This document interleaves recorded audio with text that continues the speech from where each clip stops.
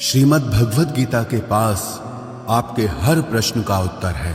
चाहे आपकी कोई भी परेशानी हो, कोई भी इच्छा हो, श्रीमद् भगवद गीता आपके हर प्रश्न का उत्तर देती है, आपकी हर समस्या का हल देती है। चाहे वो परेशानी आपके मन की हो, या धन की हो, या आपके शरीर की हो, या आपके रिश्तों की हो, आपको अपनी हर समस्या का उत्तर श्रीमद् भगवद गीता में जरूर मिलेगा। आज हम उसी श्रीमद् भगवद गीता के ऐसे 11 अनमोल उपदेश आपको बताएंगे जो आपकी पूरी जिंदगी बदल देंगे। बस आप इन बातों को वीडियो के अंत तक ध्यान से सुनिए। जो भी व्यक्ति इस वीडियो को अंत तक सुनेगा, उसे अपनी जिंदगी, उसे अपनी हर परेशानी का हल अवश्य मिलेगा। उसे अपनी जिंदगी में जो कुछ भी चाहिए वो उसे जरूर मिलेगा। श्रीमद् भगवद गीता का सबसे पहला उपदेश यही है कि कोई अगर आपका अपना है या कोई आपसे बड़ा है तो उसका अपने प्रति गलत व्यवहार कभी भी सहन नहीं करना चाहिए। ये गीता का उपदेश हमारी जिंदगी से भी जुड़ा है। हम भी अपने मन की अधिकतर तकलीफों को ये सोचकर जिंदगी भर सहते रहते हैं कि ये तो मेरा अपना है, ये तो मेरा बड़ा है, इसको हम कैसे कुछ कह सकते हैं।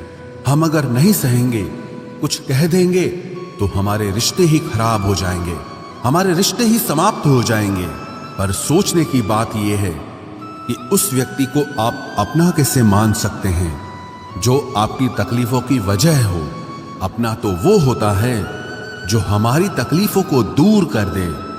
तो गीता का ये उपदेश है कि किसी को भी अपना फायदा मत उठाने दो, किसी को भी खुद पर जुल्म मत करने दो, क्योंकि आप जितना सहेंगे लोग आपको उतना सहने के लिए और मजबूर करेंगे। गीता का पहला अध्याय जिसका नाम अर्जुन विषाद योग और दूसरा अध्याय जिसका नाम सांख्य योग है, उसके आरंभ में अर्जुन ने श्री कृष्ण के आगे अपना दुख प्रकट किया है कि हे केशव, मैं कौरवों से कैसे युद्ध कर सकता हूं। ये सब तो मेरे अपने ही हैं। मैं कैसे भीष्म पितामह और द्रोणाचार्य से युद्ध करूंगा, क्योंकि वो दोनों मेरे पूजनीय हैं। इसलिए इन गुरुजनों को मारने से तो अच्छा है मैं भिक्षा के अन्न को खाकर अपने जीवन का गुजारा करूं। और जिन कौरवों से मैं युद्ध करने जा रहा हूं वो सब धृतराष्ट्र के पुत्र मेरे भाई ही हैं, मेरे अपने ही हैं। इन सबको मारने से अच्छा है कि मैं सन्यासी बन जाऊं। तो श्री कृष्ण ने अर्जुन से कहा कि यहां कौन अपना है और कौन पराया है। जो अधर्म करता है उसके साथ युद्ध करना तुझे मोक्ष और मुक्ति देगा। तू अपने इस मन के मोह को त्याग दे, नहीं तो सारा जग तेरी निंदा ही करेगा, तुझे डरपोक कहेगा। बात अपने पराये की नहीं है, बात धर्म और अधर्म की है, बात सही और गलत की है। अगर तू गलत को सहेगा, उसका अंत नहीं करेगा, तो गलत करने वाले को और बल मिलेगा, वो और भी गलत करेगा। इसीलिए मन के मोह को त्याग करके तू युद्ध कर। महाभारत की एक और कहानी भी है। जब अर्जुन के पुत्र अभिमन्यु की युद्ध में मृत्यु हो जाती है तब अर्जुन बहुत दुखी होता है, रोने लगता है। वो श्री कृष्ण से कहने लगा कि मेरा पुत्र अभिमन्यु मर गया है, मैं ये दुख बिल्कुल भी सहन नहीं कर सकता, मैं भी अपने आप को समाप्त कर लूंगा। फिर भगवान श्री कृष्ण उसे आत्माओं के लोक में लेके गए, जहां अभिमन्यु आनंद से बैठा हुआ था। क्योंकि उसने क्षत्रियोचित व्यवहार किया, इसलिए उसे उत्तम पद की प्राप्ति हुई। जब अर्जुन अभिमन्यु के पास रोते रोते पहुंचा, अपने पुत्र को देखकर अर्जुन बहुत प्रसन्न हुआ। उसे गले से लगाकर कहने लगा कि हे पुत्र, तेरे बिना तो मैं जी ही नहीं सकता, मैंने तो अपने जीवन की आशा का ही त्याग कर दिया है। तो अभिमन्यु कहने लगा कि आप कौन हैं? अर्जुन बोला, मैं तेरा पिता हूं, तू मेरा पुत्र है अभिमन्यु। तो अभिमन्यु कहने लगा कि कौन पिता कौन पुत्र, मेरे हजारों जन्म हुए हैं। किसी जन्म में आप मेरे पिता बनते हैं और किसी जन्म में मैं आपका पिता बनता हूं। आत्मा का न कोई माता होता है न कोई पिता होता है। जब अर्जुन ने देखा कि मेरा पुत्र मुझे पहचान भी नहीं रहा तो उसका सारा मोह खत्म हो गया। इसलिए गीता के इस उपदेश को ठीक से समझ लो कि यहां कोई अपना पराया नहीं है। जो बुरे वक्त में, तकलीफ के वक्त में हमारा साथ दे, सिर्फ वही हमारा अपना है, बाकी सब पराए हैं। गीता का दूसरा उपदेश यह है कि जो चला गया है कभी उसका दुख मत करो, और जो आने वाला है उसकी बिल्कुल भी चिंता मत करो। जब महाभारत का युद्ध चल रहा था तब अर्जुन ने श्री कृष्ण से कहा कि अगर यह युद्ध हुआ तो करोड़ों लोग मारे जाएंगे। जो सैनिक और योद्धा इस युद्ध में मारे जाएंगे उनकी स्त्रियों का क्या होगा, समाज कैसे आगे बढ़ेगा। और भी बहुत सी बातें अर्जुन ने विस्तार से कही हैं।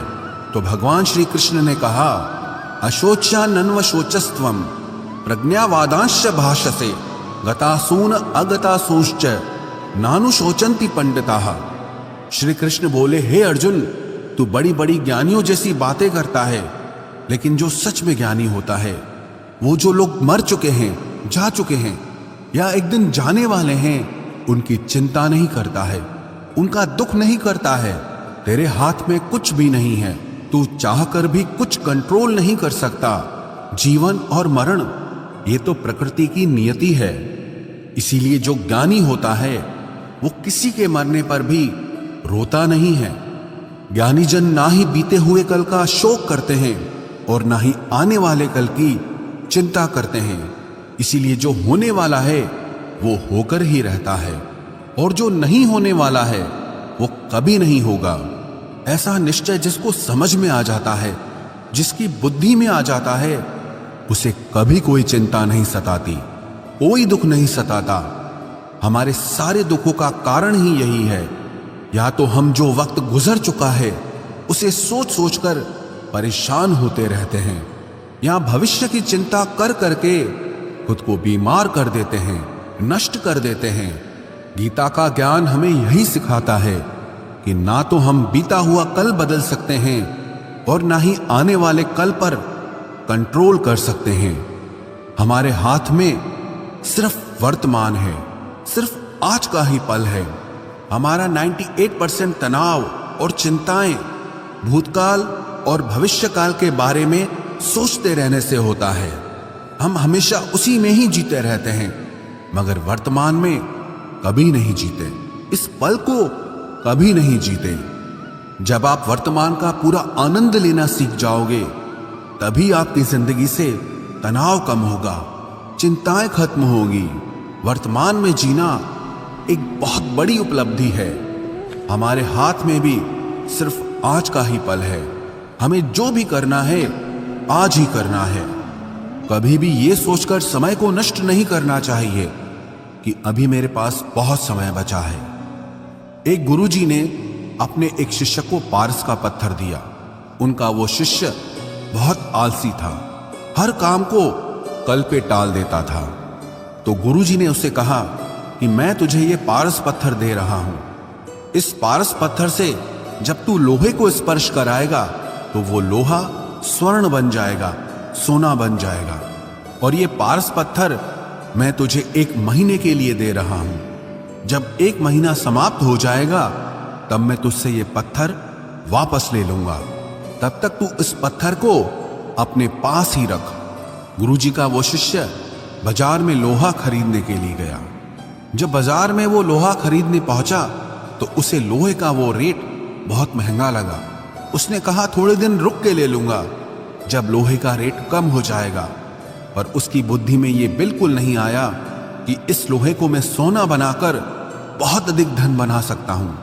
लेकिन उसके मन की सुस्ती, उसके मन का आलस्य, उसकी वजह से उसने उस काम को कल पे टाल दिया। ऐसे ही करते करते पूरा महीना समाप्त हो गया। फिर गुरुजी उस शिष्य के पास आ पहुंचे कि बताओ तुमने कितना सोना बनाया। शिष्य बोला कि मैंने तो अभी सोना बनाना शुरू भी नहीं किया।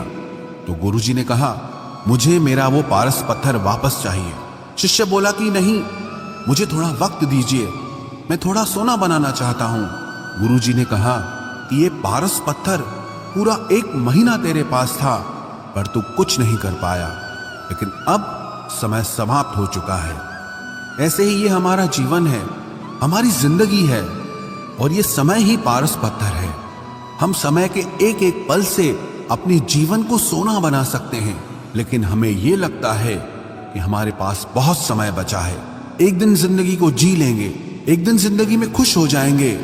लेकिन वो दिन कभी नहीं आता और हम जिंदगी भर भागते रहते हैं, चिंता करते रहते हैं, दुखी होते रहते हैं, लेकिन जिंदगी को जीना, खुश रहना हम भूल जाते हैं। इसलिए गीता का ज्ञान हमें यह सिखाता है कि आप आज में जीना सीखो, इस पल में जीना सीखो। गीता का तीसरा उपदेश यह है कि मौत से डरना बिल्कुल व्यर्थ है। श्री कृष्ण ने गीता में कहा है कि यह संसार मृत्यु लोक है, जिसका भी जन्म हुआ है वो एक दिन जरूर मर जाएगा, जिसका आरंभ हुआ है उसका अंत अवश्य होगा। हम इसे रोक नहीं सकते। जैसे हम रोज कपड़े बदलते हैं, वैसे ही हमारी आत्मा नया शरीर धारण करती है। मृत्यु सिर्फ इस जीवन का एक नया आरंभ है, इस जीवन का अंत नहीं है।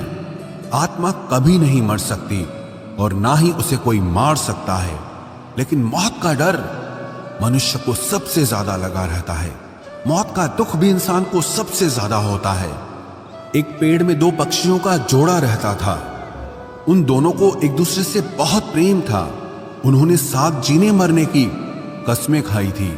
एक दिन वहां एक शिकारी आया और उसने एक तीर चलाकर वहां पेड़ पर बैठे मादा पक्षी को मार दिया। तो वो अकेला नर पक्षी रोने लगा कि मैं तुम्हारे बिना कैसे जी पाऊंगा, तुम्हारी जगह मेरी मृत्यु आ जाती, मेरा जीवन तुमको मिल जाता। वो रो रो के बहुत विलाप करने लगा। इतने में ही उस शिकारी ने दूसरा तीर चलाया और उस नर पक्षी को भी मार दिया। वास्तविकता में ये कहानी हमारी ही है। हम भी रोते रहते हैं जब कोई मरता है तो, लेकिन हमें ये नहीं पता कि एक न एक दिन हमारा भी जीवन समाप्त हो जाएगा। हम भी उसी मृत्यु के पेड़ पे ही बैठे हैं, लेकिन शरीर का मिटना हमारा अंत नहीं है। श्री कृष्ण ने अर्जुन से कहा कि हे अर्जुन, तेरे और मेरे अनंत जन्म हुए हैं, तुझे कुछ भी याद नहीं है, लेकिन मुझे सब याद है। जो व्यक्ति इस सत्य को समझ ले कि मैं यहां इस संसार में कुछ समय के लिए आया हूं, उसकी जिंदगी के सारे झगड़े, सारे दुख, सारी चिंताएं ही समाप्त हो जाएंगी। जब इस संसार से जाना ही है तो दुख किस बात का। पहले के जमाने में साधु महात्मा लोग पैदल यात्रा करते थे। यात्रा करते करते वो एक नगर में पहुंचे। वो महात्मा बहुत थक चुके थे। उस नगर में उन्होंने एक महल देखा और उन्होंने उस महल में जाकर विश्राम करने का सोचा और वो महल में जाकर सो गए। जब उस महल में वहां का राजा पहुंचा तो अपने पलंग पर उस महात्मा को सोता देखकर बहुत हैरान हो गया। राजा उस महात्मा से पूछने लगा कि तुम मेरे महल में कैसे घुस आए और मेरे बिस्तर पर सो रहे हो। महात्मा कहने लगा, ये तुम्हारा महल है, मुझे तो लगा ये धर्मशाला है। तो राजा ने कहा, आपको मेरा महल धर्मशाला कैसे लगा? तो महात्मा ने राजा से प्रश्न किया कि तुमसे पहले इस महल में कौन रहता था? तो वो राजा बोला कि मुझसे पहले मेरे पिता यहाँ पर रहते थे और उससे पहले मेरे दादाजी यहाँ पर रहते थे। तो महात्मा ने फिर प्रश्न किया कि क्या तुम इस महल में हमेशा रहोगे या तुम्हारे बाद कोई और रहेगा? तो राजा कहने लगा कि मेरे बाद मेरा पुत्र इस महल में रहेगा। तो महात्मा राजा से कहने लगे कि जिस जगह पर रहने वाले बार बार बदल जाते हो उसे घर कैसे कह सकते हो? वो तो धर्मशाला ही है। इसीलिए तेरे महल को धर्मशाला समझकर मैं इसमें रात बिताने के लिए आ गया। धर्मशाला जान जग को, जीव सब मेहमान है, मोह किससे मत करो, सब स्वप्न का सामान है। यदि हम भी इस बात को समझ लें कि हम यहाँ कुछ समय के लिए आए हैं, आनंद करने के लिए आए हैं, खुश रहने के लिए आए हैं, तो हमारे सारे दुख ही समाप्त हो जाएं। जब हम अपना मोह यहाँ जमा लेते हैं, अपना दावा यहाँ जमा लेते हैं कि ये मेरा है, इसे मैं छोड़ नहीं सकता, इसके बिना मैं जी नहीं सकता, तो हमारा जीवन दुखों से भर जाता है। इसलिए जीवन में मृत्यु का भय त्याग करके जीवन का प्रतिपल आनंद लेना चाहिए। गीता का चौथा उपदेश, मन और विचारों को कंट्रोल किए बिना जीवन में कभी शांति और सुकून मिलने वाला ही नहीं है।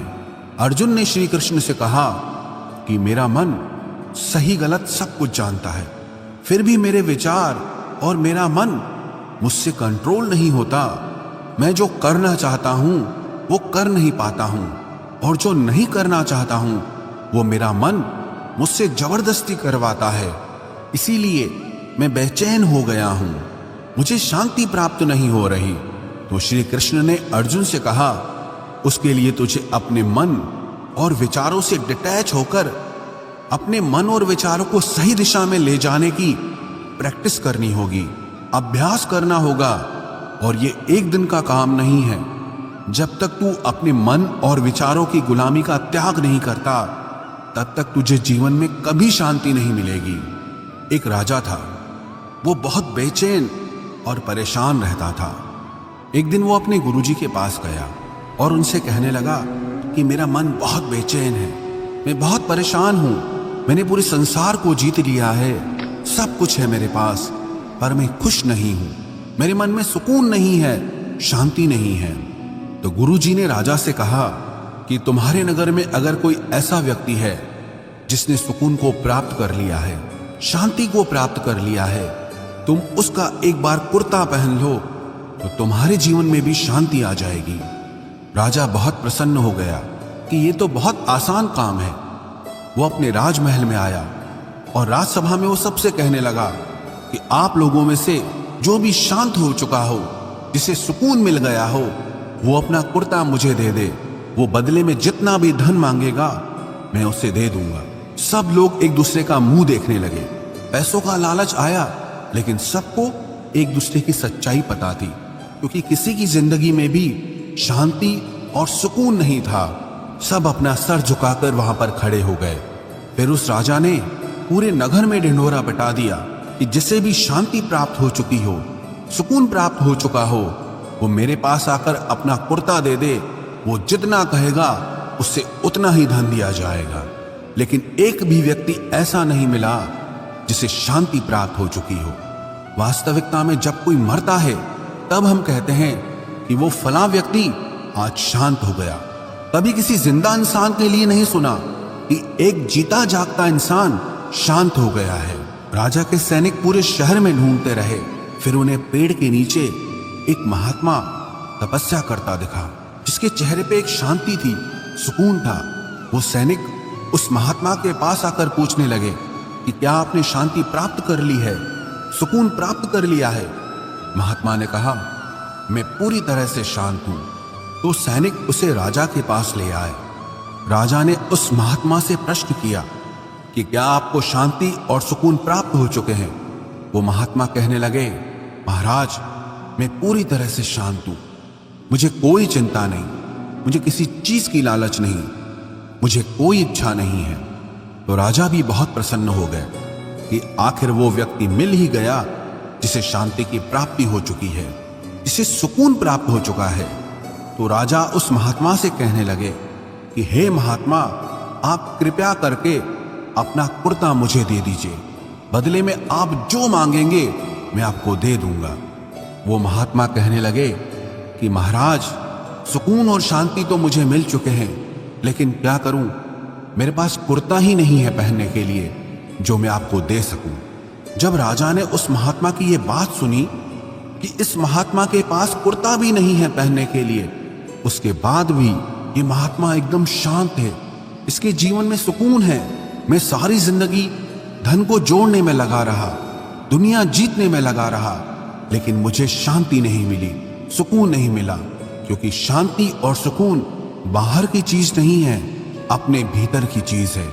इसीलिए जब तक कोई व्यक्ति अपने मन और विचारों को कंट्रोल नहीं करता, तब तक उसके जीवन में सुकून और शांति नहीं आती।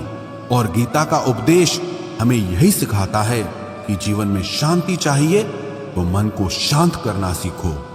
गीता का 5वां उपदेश यह है कि वासना, क्रोध और लालच सर्वनाश का कारण है, नरक का द्वार है। जिस भी मनुष्य में ये 3 अवगुण होते हैं, वो हमेशा दूसरों को दुख पहुंचाकर अपने ही सुख और स्वार्थ की पूर्ति करता रहता है। किसी भी चीज की हद से ज्यादा वासना करना और क्रोधी स्वभाव होना और मन में लालच होना उसके जीवन के सुख को समाप्त कर देते हैं, उसके सारे रिश्तों में जहर भर देते हैं। इन्हें नर्क का द्वार इसीलिए कहा गया है क्योंकि जिस इंसान में अत्यधिक क्रोध है, लालच है, वासना है, उसका पूरा जीवन जहर से भर जाता है।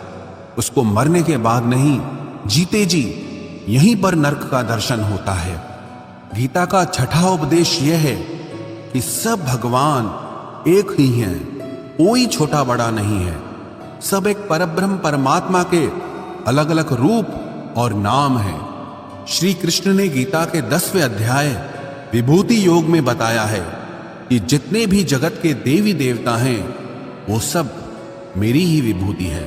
मैं ही शिव हूं, मैं ही इंद्र हूं, मैं ही यक्षराज कुबेर भी हूं, मैं ही अग्निदेव हूं, देवताओं के गुरु बृहस्पति भी मैं हूं, समुद्र भी मैं ही हूं, अक्षरों में ओम भी मैं ही हूं, काल का महाकाल भी मैं ही हूं, सारे जगत का नाश, उत्पत्ति और पालन करने वाला भी मैं ही हूं। श्री कृष्ण ने अर्जुन से कहा कि मेरी विभूतियों का कोई अंत नहीं है, इसलिए सब भगवान, सब नाम, सब देवता मेरे ही रूप हैं। इसीलिए तो किसी भी देव या ईश्वर में कभी भेद बुद्धि मत करना, कभी किसी को छोटा बड़ा मत समझना। और गीता का उपदेश हमें यह सिखाता है कभी भी किसी दूसरे के इष्ट को छोटा नहीं समझना चाहिए या इस बात पर झगड़े फसाद नहीं करने चाहिए कि कौन बड़ा है और कौन छोटा है। गीता का 7वां उपदेश यह है, सुख की इच्छा ही आखिर में हमारे दुखों का कारण बनती है। श्री कृष्ण ने अर्जुन से कहा कि मनुष्य जितना सुखों की लालसा और इच्छा करता है उतना ही उसकी इंद्रियां सुख भोग में आसक्त हो जाती है, उतना ही इंसान का मन संसार के सुख और आकर्षण का गुलाम बन जाता है। और जितना सुख के पीछे भागेगा उतना ही उसे दुख के अनुभव से भी गुजरना पड़ेगा, क्योंकि ये संसार का नियम ही है। जो चीजें शुरू में मन को बहुत आकर्षित करती हैं बाद में बहुत दुख देती हैं, और जो चीजें शुरू में मुश्किल लगती हैं, कठिन लगती हैं, बाद में हमें बहुत काम आती हैं। गीता का 8वां उपदेश यह है, जो भी मनुष्य दुनिया के सारे सहारे छोड़कर सिर्फ भगवान को ही अपना सहारा मान लेता है, उसकी हर जरूरत वो ईश्वर पूरी करता है, उसकी हर प्रकार से रक्षा वो परमात्मा ही करता है। अनन्याश्चिन्तयो माम ये जनाः पर्युपासते तेषां नित्याभियुक्तानां योगक्षेमं वहाम्यहम्।